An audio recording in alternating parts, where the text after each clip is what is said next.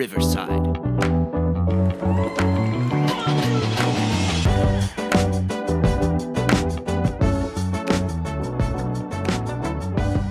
Hello, and welcome back to TheSadFan, where we talk about the good, the bad, and all the things that made us sad. And right now, forgive us if we're a little distracted. The Kraken were up 4-2 and now find themselves in overtime. We made it through the Warriors-Lakers game unsuccessfully on my end. Wes is enjoying drinking my tears after game one, but I will remain calm, just like I did last series when the Warriors took out the Kings on Kings home court. There was no beam lighting that went on in game 7. But let's not start there. We're going to talk about that a little bit later. Let's start with what didn't make me sad, but made all of New England sad, and that is the drinking of the tears of the Boston Bruins not being able to get it done against the 8-seeded Florida Panthers. Gosh, that feels good. Whenever Boston takes that big old L. It just goes to show you, because who was it? Their star player got minorly injured on one of their last games, but they were just chasing the record, and it's just the 18-1 Patriots, the 73-win Warriors, and the 116-win Mariners. All of the major sports teams, the regular season record holder, doesn't have the championship. And you know what's even interesting?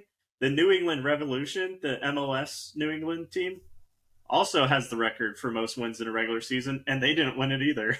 Oh, no. So Boston just sucks. Oh, and they're ready to they're calling the whole season a disappointment. I just love Boston, the reaction. What are you going to say, Honestly, Chelsea? I couldn't think of a better or more deserving fan base than the New England fan base for this to happen to. That's sad. No, it's just so funny to me. You can have an amazing season, a regular season, and just because you didn't win the shiny trophy, all is lost, all was a waste. You can't appreciate what you had during this season while it was good for you. No. Get rid of the whole team. The whole team gets to get out of here. We're done with them. They suck. That was the worst Boston accent I've ever seen. That was New York. Nice try. That was New York. Yeah, but it's whatever it was. No, we're talking about Boston. Well, talking about Boston. That's okay. You know what? Because the accent can suck just like the whole region does at following through on having a great sports team. Just, you know what? Hey, Stick to having the scrappy underdogs, just like Boston. They still have the Boston Marathon. Okay? They do still have the Boston Marathon. They do still have... Everyone's a winner. Yeah. Everyone crosses the line, they're a winner. Anyway, I love watching Boston be sad because they overreact to absolutely everything, and everything is the end of the world. And like I said, Wes, they should just stick to being the scrappy underdog because that's when they pull through. Boston likes being the underdog. They like being the redheaded stepchild to New York and the little brother that always gets disrespected. And that shows through in their fandom. They get their full identity from sports.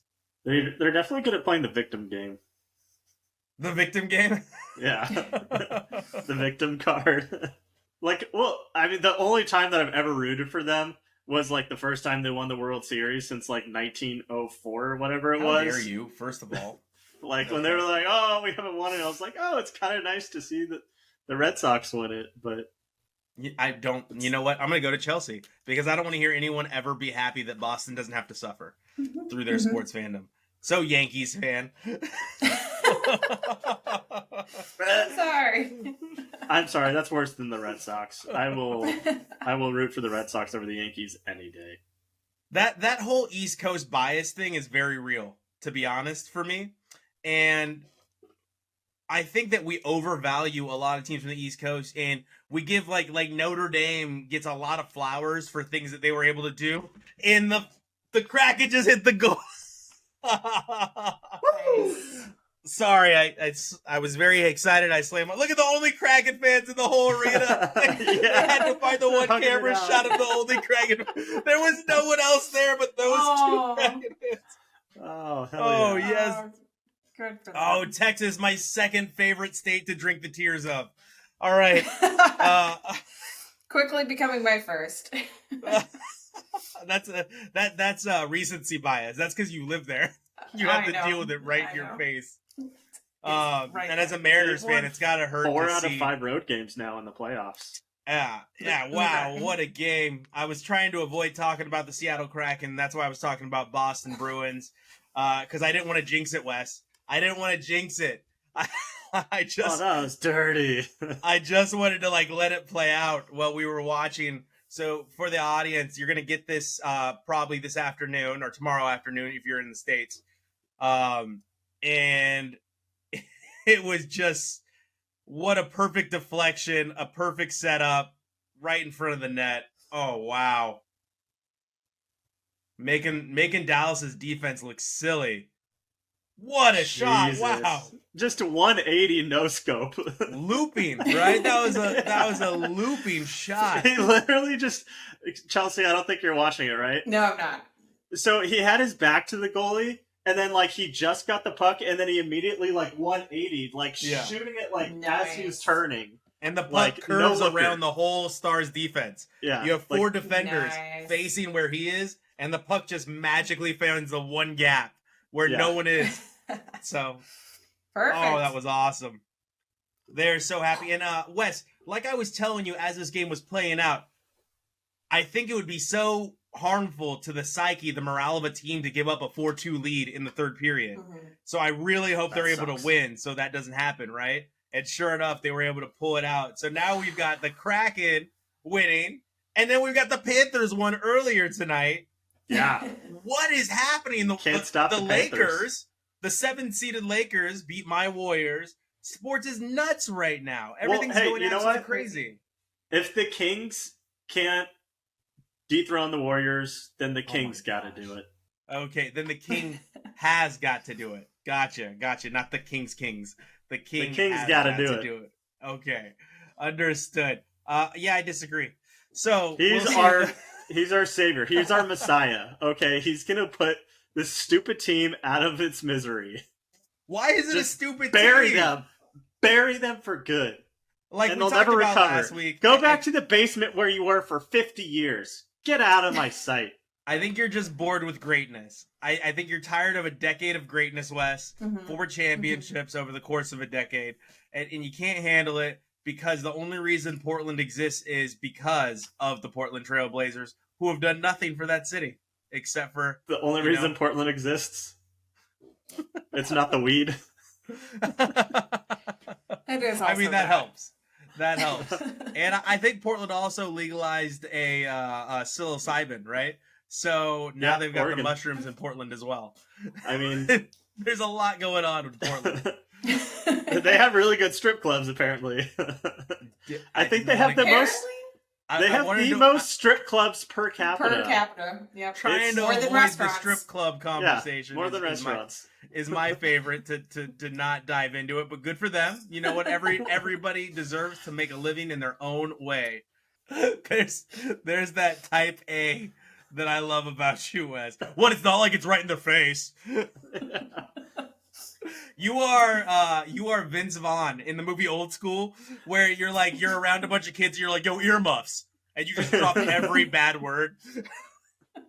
Should we not talk about Stormy Daniels in any sort of discourse because she was a stripper? Oh, taboo. What is happening? This is off the rails.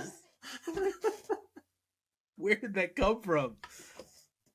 Anyway, in watching this Warriors game recap, it looks like Steph Curry and Klay Thompson did everything they could to keep the team in it. They just don't have the same bench that the Lakers actually have right now. And I think a lot of it relates back to what we were talking about last year, which is Wiseman. And then they traded Wiseman this year, as we all know.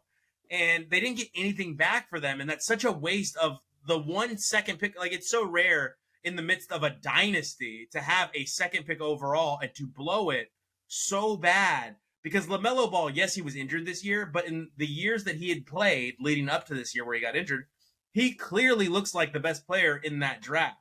So they absolutely miss. I mean, Anthony Edwards has been really good, but LaMelo Ball is the person we're looking at going, wow, that guy's a superstar.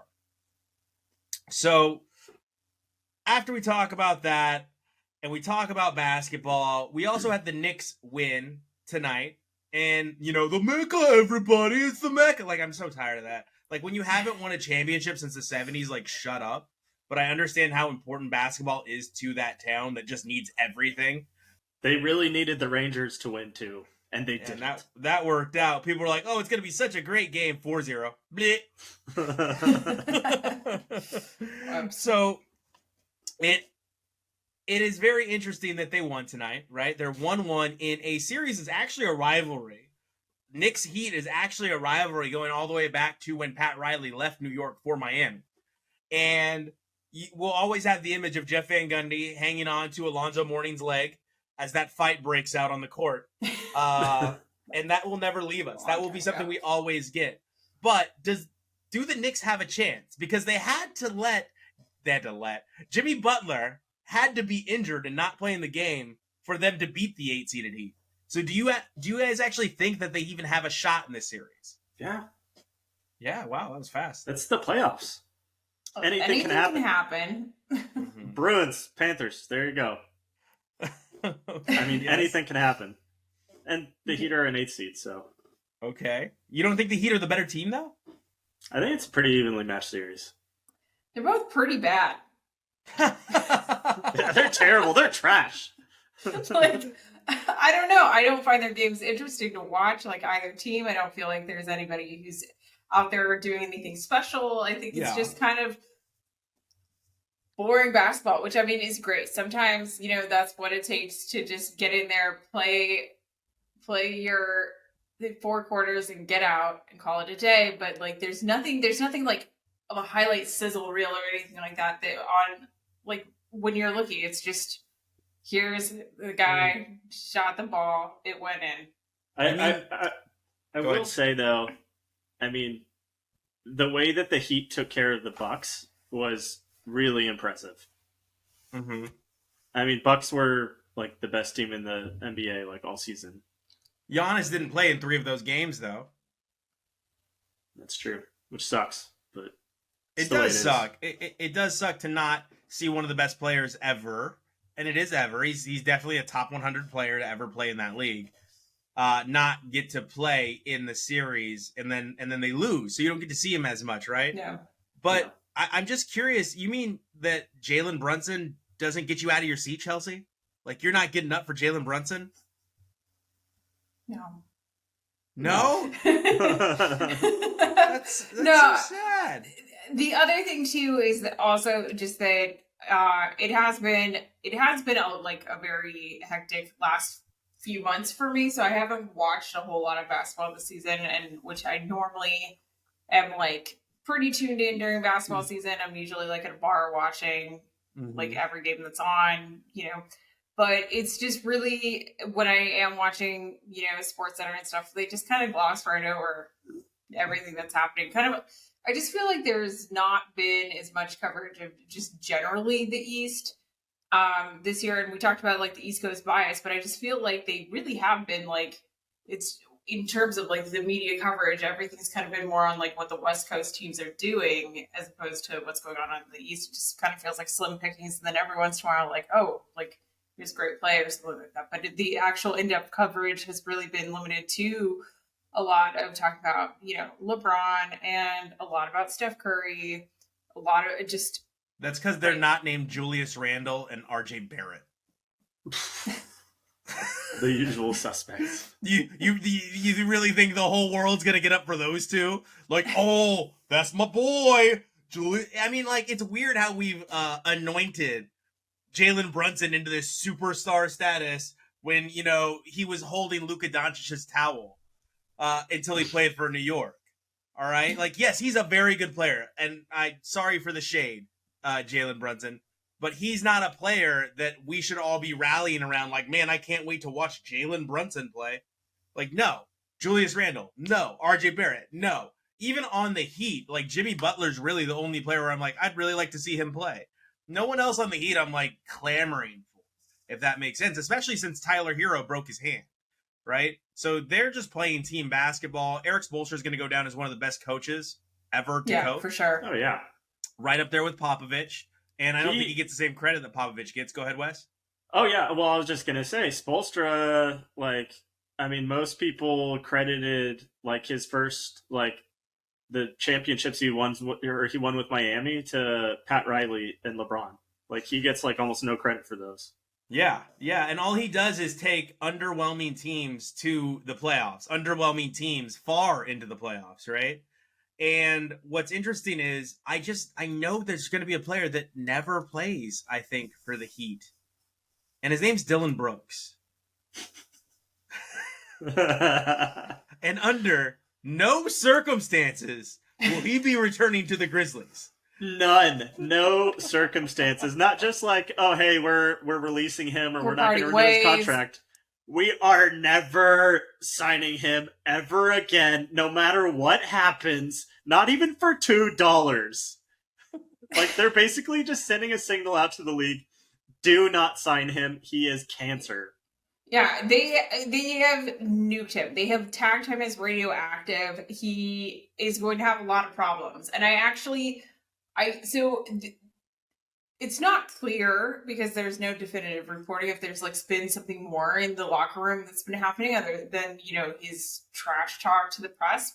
But, even if he sucks at his trash talk, that isn't a reason to tell a guy you can never step foot in this building ever again of deal. So, what else happened there? Because you hate to see a guy's career implode just because he's an immature idiot. Well, I think really Johnny Mandel. The public image of the Grizzlies has tanked because before the series, everyone was oh, Grizzlies, Memphis, they're the plucky team or whatever, even though they're not really an underdog, but they have Ja Morant, he's super exciting to watch. And then LeBron is really polarizing. You like him or you hate him. Mm-hmm. And then after Dillon Brooks, people were just tired of them and they were okay, yeah, shut him up, LeBron. And people were rooting against Memphis that probably wouldn't have otherwise. I think it's funny because with that comment coming from Memphis, it's not like they're dragging his name through the mud.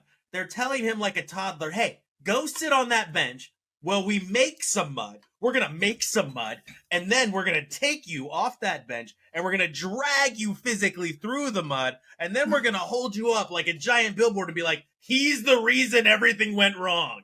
This guy, he couldn't shut up. He wasn't good enough to talk. Don't sign him. Yeah, and with all of Ja Morant, like you said, he's an exciting player to watch. He's he's great on the court. He's had some off-court interesting things, as we have discussed, that have come up through the season. So they're doing that to him. So what else did Dillon Brooks do? Part of answering your question, Chelsea, is he's not named Ja Morant. That's part of the... well, yes.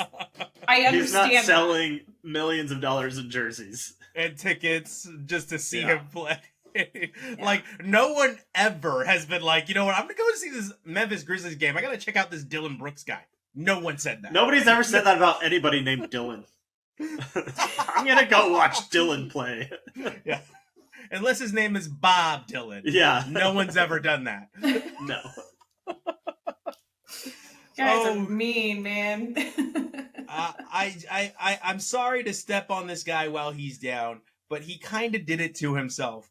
Like I said, I usually like the trash talkers, but the thing is, Dillon Brooks couldn't back up his trash talk. He had no reason to trash talk. And it's like he was trying to use the trash talk to elevate himself to a level of getting noticed. But hey, when you talk about it and you do get noticed, you better be about it. Otherwise, we will find out. We will find out who you really are, and we will hold you accountable. Well, Oh, go ahead.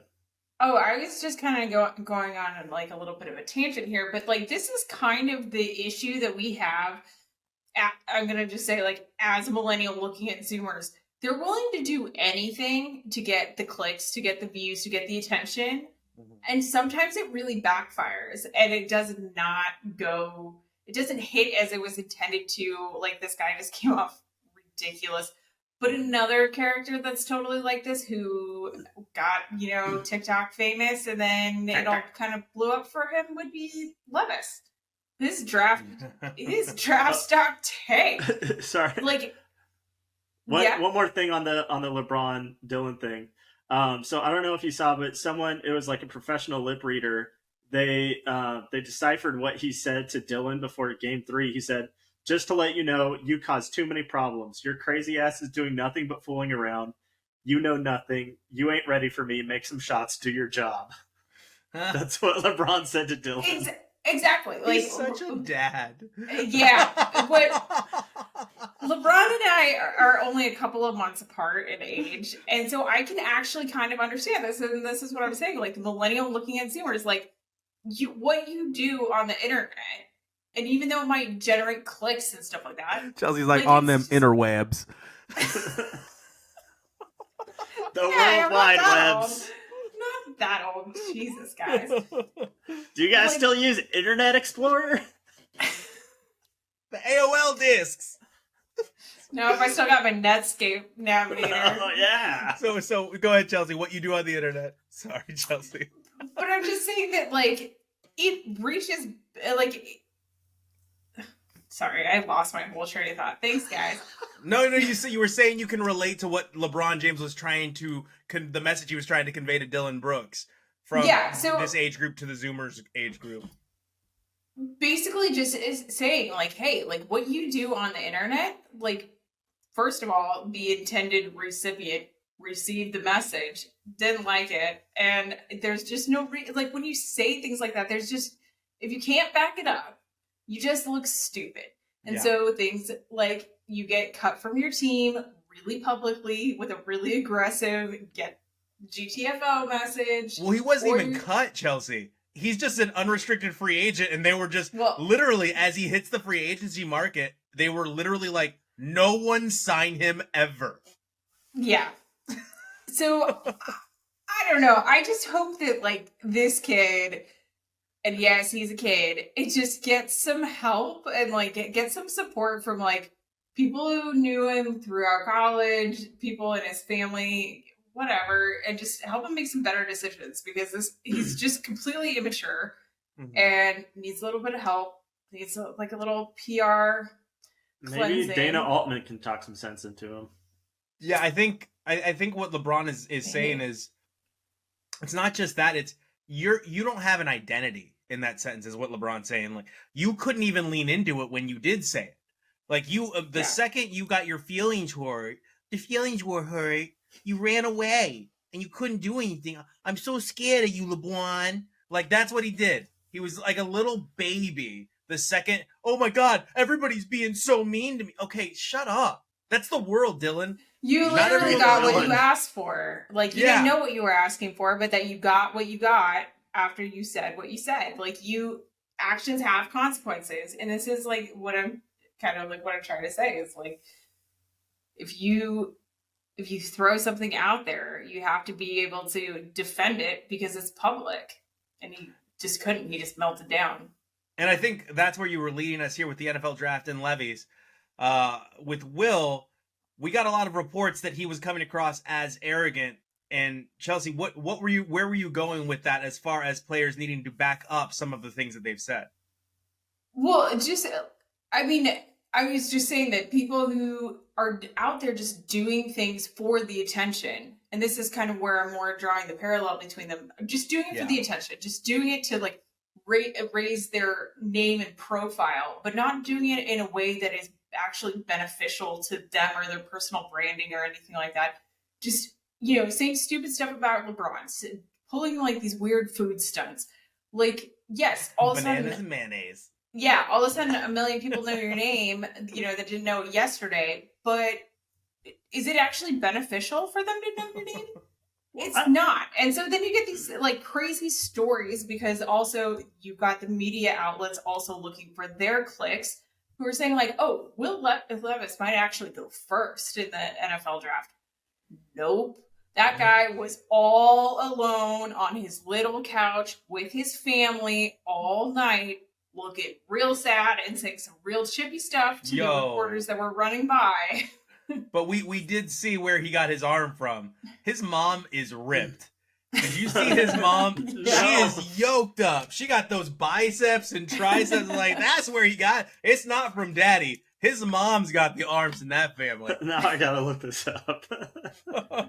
Yeah, his mom is ripped. Like it was so funny because everybody started making comments when his mom gave him a hug. They're like, "Oh, that's who he got the arms from." Because I don't know what it is. Impressive. It was the definition in his mom's arms was impressive. Oh, It was wow, yeah. crazy. You see the picture now, Wes? Yeah. Mom is ripped. Right? There was no. You know why he's back talking in the public, Chelsea, and trying to act out? Because there was no back talking going on in that home. Oh, hell no. No. His mom whooped his ass. Maybe a little bit of backhanding, but yeah. Wes, when Chelsea was talking about Will there, all I was thinking of, you're absolutely right, Chelsea. The odds shot up. I think he was like 4-1 to go first overall. But maybe Vegas got it mixed up and they meant first overall in the second round. Because he did go with the second pick of the second round. I was still just staring at her arms.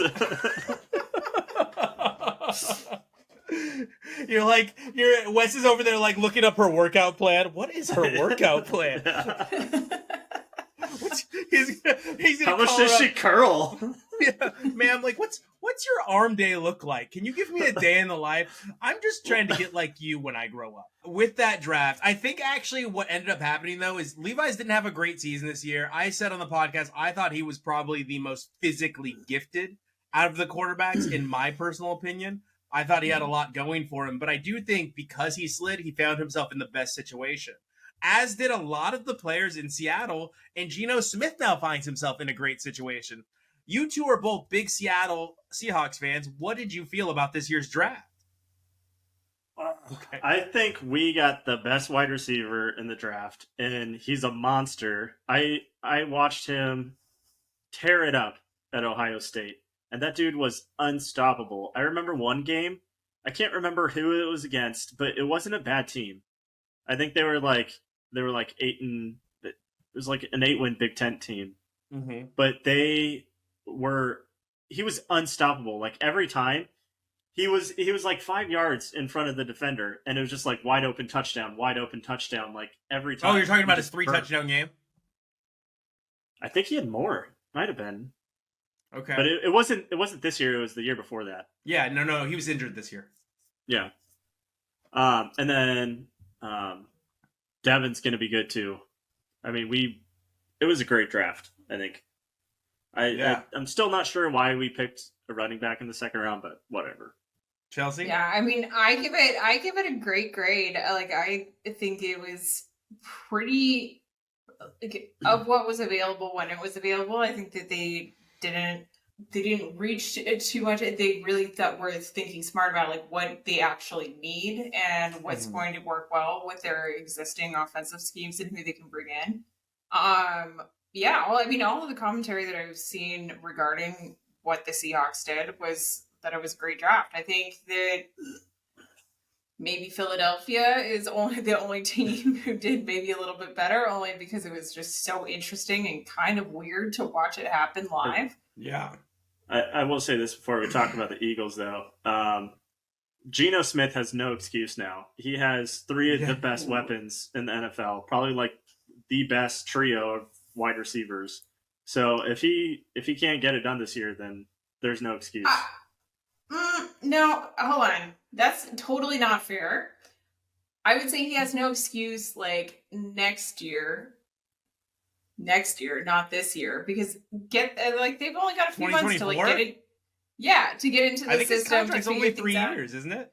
Well, no, he signed a 1-year extension, wasn't it? I'm just saying that when you draft rookies, like, yes, you're gonna have like standout players who like hit the ground running right away and are awesome, but sometimes like there's just that adjustment period and getting into it like a different system. And also, college kids, I mean, it's less of a shock now that we have like NIL, but like kids who are making actual real amounts of money for the first time in their lives and just dealing with all the stress and pressure of that, I think that there's a little bit of time like a little bit of a ramp to find your groove for like almost all professional sports. I think being a rookie is way harder than being like a superstar in any of these leagues because you're just fighting every single day to try and figure out like what's going on and realizing like your financial stability for the rest of your life depends on how you adjust in this very short amount of time to get on the field or on the court.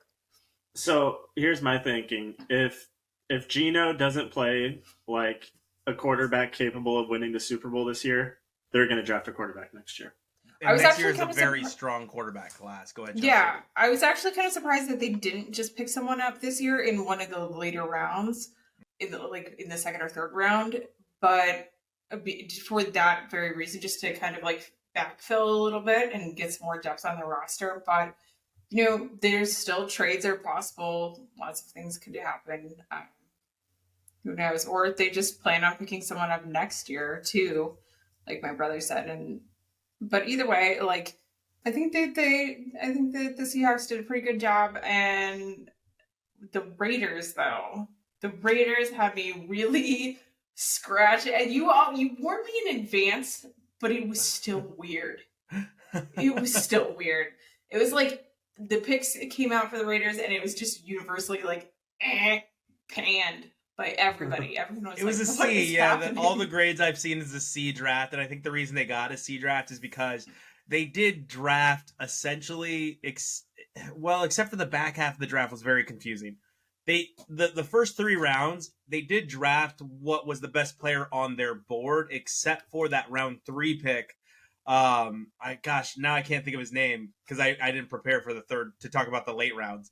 But yeah, I want to say it was their third overall pick. Everyone was very confused at why they selected that player. It was Byron I think Young? wide receiver out of Cincinnati, and I can't think of it because he's a special teams star, and the Raiders Trey didn't really Tucker. need him.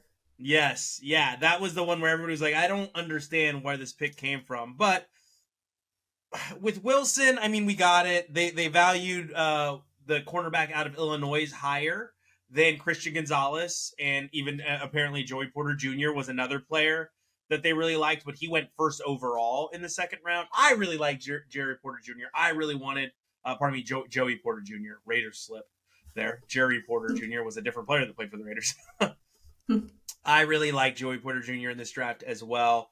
The picking on the defensive line, what I figure is Tyree Wilson can probably play inside as well. If you look at how big Tyree Wilson is, he's 6'6", 250-pound giant man.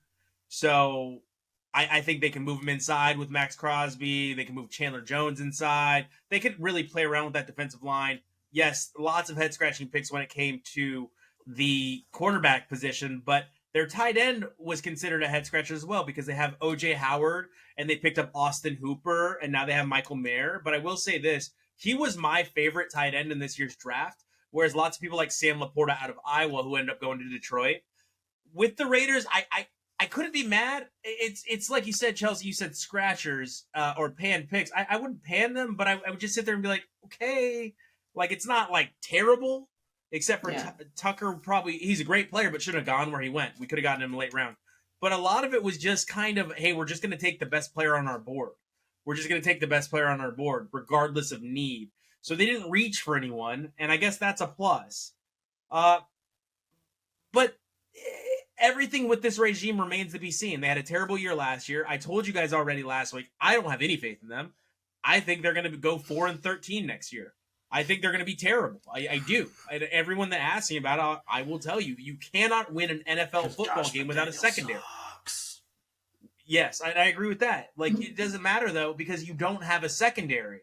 All right? And Patrick Graham got kept on, and here's the weird thing. His defense is soft in the middle, and they have no cornerbacks that can cover ground. They have their safeties, who knows? Like, huge question marks at safety. So I just have no faith. And I can't be enthusiastic about this team when they're terribly run. And the draft is bleh.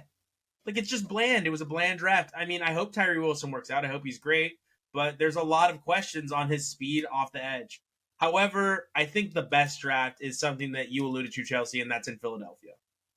And I know Wes said he wanted to give some more kudos to the Seahawks before we talked about the Eagles. We don't have to dig too deep. I mean, Howie Roseman might be the best GM when it comes to the draft. Dude just doesn't miss. He just doesn't miss. Well, I think it's hard to miss when you just take the best team in college football and you just lift their entire defense over a period of a couple years and you just plant it into your team's defense. Like, so all those guys who have worked together over years, who are all big dudes, just put them right there on your front line. Yeah, but he's also drafting them where they should or after they should have been drafted. Yeah. He's not reaching for any of them. No. Right? Like, that's so what your strategy is, Chelsea, is what Mike Mayock and John Gruden tried to do. But they reached for every single player. They're like, let's just take players from Clemson and Alabama. And they just kept reaching on every player. Whereas it seems like Howie Roseman is like, these players are just falling into his lap. Yeah, it's what it did seem like. Like, the fact that they got Jalen Carter at number 9 was a steal. Yeah. It's ridiculous. Well, yeah, and I do think I was watching that, and I still think that there was a little bit of like, should we, shouldn't we, like up until like the last second that they had to dial that pick in, because they were still kind of like, they took a long time, and they had like the live view of their draft room, and it looked a little tense. It didn't look like oh yeah, we totally know what we're doing. Like, bring it on in. Like, they do have character concerns, right? We talked about it already, and I don't want to bash a kid. I don't. There's character concerns. We addressed them factually last week. We don't have to get into it again. I did state last week he kind of is starting to give me Albert Hainsworth vibes, but Albert Hainsworth, we talked about it in the production meeting, Wes. He didn't make it to that next contract because he played so great for Washington. So if they can get that kind of production out of him, were they wrong? No. No, I mean, it seemed he's just unproven in that personal development space. Yeah. But you know who is proven, Chelsea? Who? Joel Embiid. And as we wrap up the show, you know what? Finally gets his flowers. And yeah, exactly, Wes. Good. Because Lucci was clamoring for it, though. He was like, he needs to be the MVP. This is ridiculous. Don't give it to Jokic 3 times. And the Writers Association didn't let us down. They proved, hey, we just can't give it to the same guy 3 times in a row. No matter how deserving it is, we can't do it. And my poor tears are not out of anything other than bittersweet what could have been in Portland. Just the unanswered questions. Had Portland just slightly gotten their shit together, just a little bit more, what could have been. But oh well, we got nothing in return out of letting him go. So here's my question. Are the 76ers going to make it to the NBA Finals before losing? Are they going to follow in the footsteps of the Eagles and the Phillies? I don't know. I think that they might be the favorite right now. I mean, James Harden seems to be playing well. Joel Embiid. I think he's going to prove the writers right. He finally got his due. They took game 1 in Boston. I mean, it's looking good for us all to drink the tears of Boston again. But how, I mean, like, just how frustrating would it be as a Philadelphia fan if you get your baseball team, your basketball team, and your football team into the finals in one 12-month period, and all 3 of them come up short? I do think that they're going to be a contender. I think this series goes 7 with Boston, and I want to make sure that we're there for it. And I want to make sure the whole audience is there for it with us.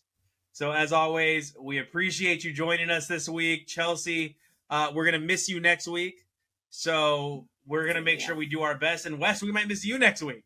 So we're going to do our best to fill your unfillable roles and make sure that we bring it in terms of Seattle Kraken sports next week. Thank you all for joining us, and we will see you next week.